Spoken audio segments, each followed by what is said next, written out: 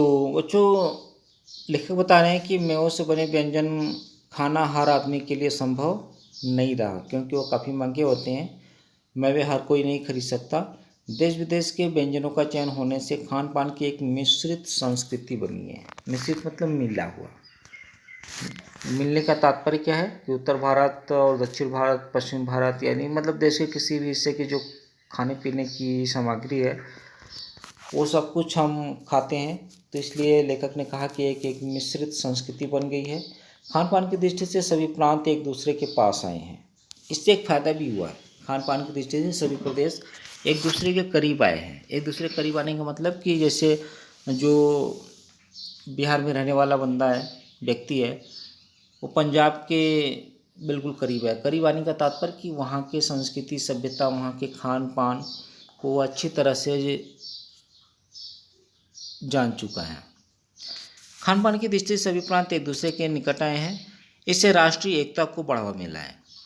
इसे और बढ़ाने के लिए हमें चाहिए कि खाद्य पदार्थों के साथ साथ एक दूसरे की भाषा, बोली और वेशभूषा को जानने का प्रयत्न करें। लेखक ने बताया कि खान पान से राष्ट्रीय एकता को बढ़ावा मिला है। इसे और मजबूत करने के लिए हमें क्या करना चाहिए? खाद्य पदार्थों के साथ साथ हमें एक दूसरे की भाषा भी सीखनी चाहिए, बोली भी सीखनी चाहिए, और उसके साथ साथ वहाँ का पहनावा किस प्रकार का है इसको भी जानना चाहिए। आधुनिकता की दुनिया की ओर बढ़ने के साथ साथ हमें अपने स्थानीय व्यंजनों को बढ़ावा देना चाहिए। मतलब जो किसी क्षेत्र विशेष में जो व्यंजन यानी जो खाने पीने की चीज़ें होती थी उसको भी लेखक कहते हैं कि बढ़ावा देना चाहिए। कोई भी व्यंजन जो आम रूप से मिला करते थे वे आज 5 सितारा होटलों में मिलने लगे। कि लेखक बता रहे हैं कि जो आसानी से जिस क्षेत्र का जो व्यंजन है वहाँ मिल जाता था, पर अब क्या है, अब ऐसा नहीं है। वो बड़े बड़े 5 स्टार होटलों में ही मिलने लगे हैं। उत्तर भारत की पूड़ियाँ, कचौड़ियाँ, जलेबियाँ व सब्जियों से बने समोसे अब बाज़ारों से बिल्कुल गायब होते जा रहे हैं।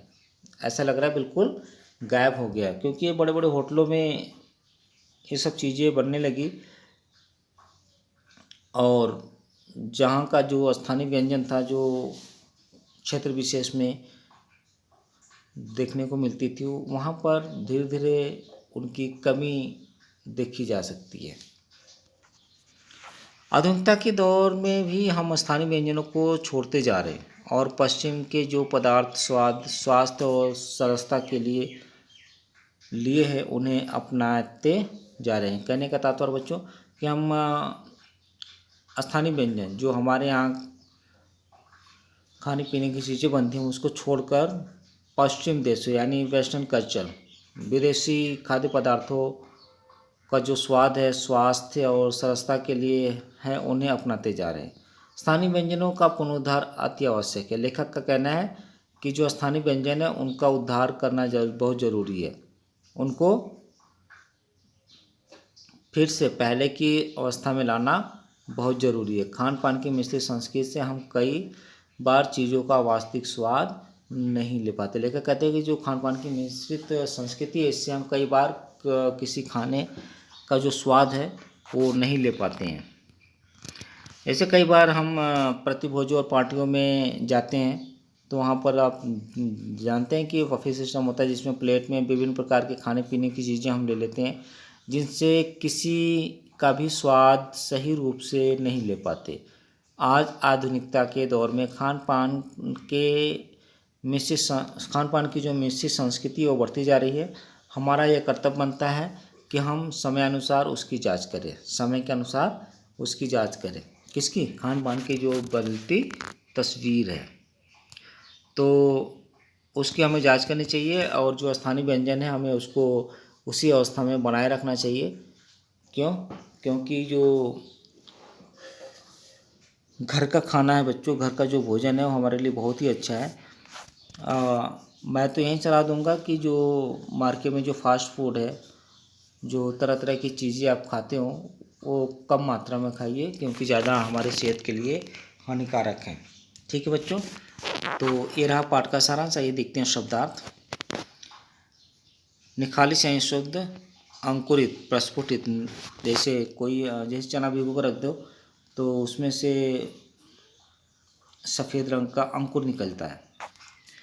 पुनरुद्धार फिर से ऊंचा उठाना, प्रचारार्थ प्रचार करने हेतु, दुर्गति बुरी हालत, अचरज हैरानी आश्चर्य, साबी ठिकाने यानी अमीर परिवारों के खाने पीने के विशेष स्थान, गुणवत्ता गुणों की अधिकता, भागम भाग भाग दौड़, वंचित अप्राप्य, मिश्रित यानी मिलीजुली, संस्कृति संस्कार, अजनबी का अर्थ है अनजाना, परिचित जाना पहचाना, स्थानीय एक विशेष स्थान, मसलन उदाहरण स्वरूप व्यंजन खाद्य पदार्थ।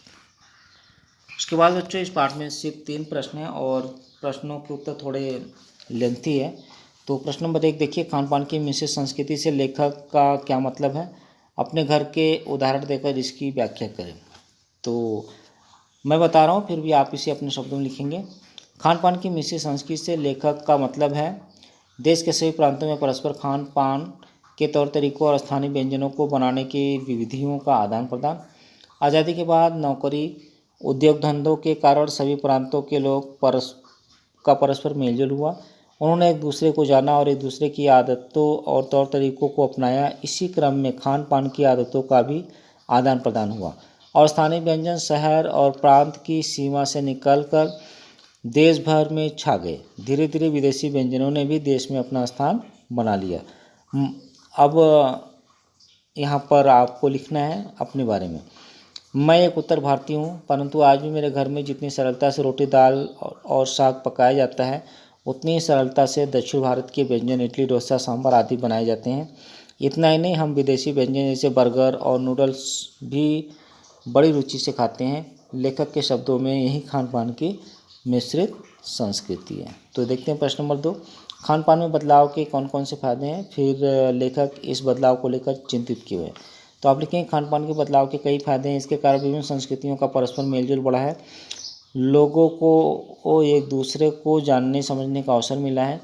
इससे देश एक सूत्र में बंधा है, हमारी एकता की भावना दृढ़ हुई है। इतना ही नहीं, हमारे पास विविध व्यंजनों के प्रकार उपलब्ध हुए हैं, जिनमें से हम अपने समय साधन और सुविधा के अनुसार अपनी रुचि और स्वाद का खाद्य पदार्थ चुन सकते हैं। खान पान के संबंध में हमारी जानकारी काफ़ी बड़ी है।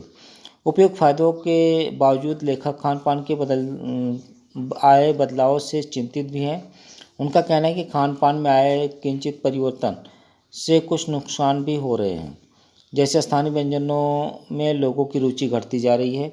मिश्रित संस्कृति के फलस्वरूप लोग सुविधा वाले व्यंजन बनाने पर जोर दे रहे हैं, जिस कारण कई स्थानीय व्यंजन लुप्त होते जा रहे हैं। कुछ पुराने स्थानीय व्यंजनों की गुणवत्ता भी बुरी तरह से प्रभावित हुई है। पश्चिमी व्यंजन और खान पान के ढंग की नकल से हमारे स्वाद और स्वास्थ्य पर प्रतिकूल असर पड़ा है।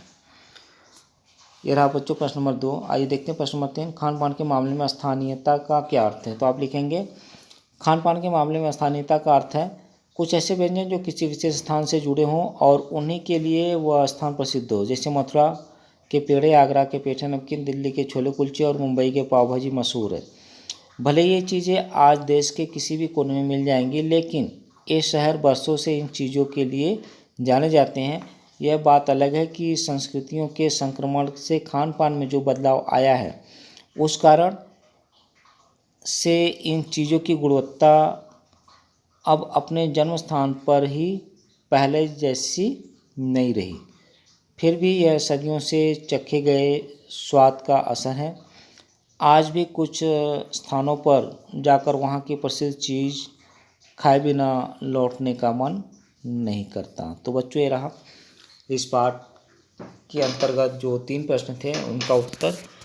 इसी के साथ ये पाठ समाप्त हो गया। आप लोग इसको पढ़ेंगे और पढ़ने के बाद खान पान की विभिन्न संस्कृतियों के बारे में आप जानेंगे। और उसके साथ साथ बच्चों, कहीं भी किसी तरह का कोई शंका है तो उसके समाधान के लिए आप तुरंत मुझसे संपर्क कीजिए। ठीक है बच्चों, धन्यवाद।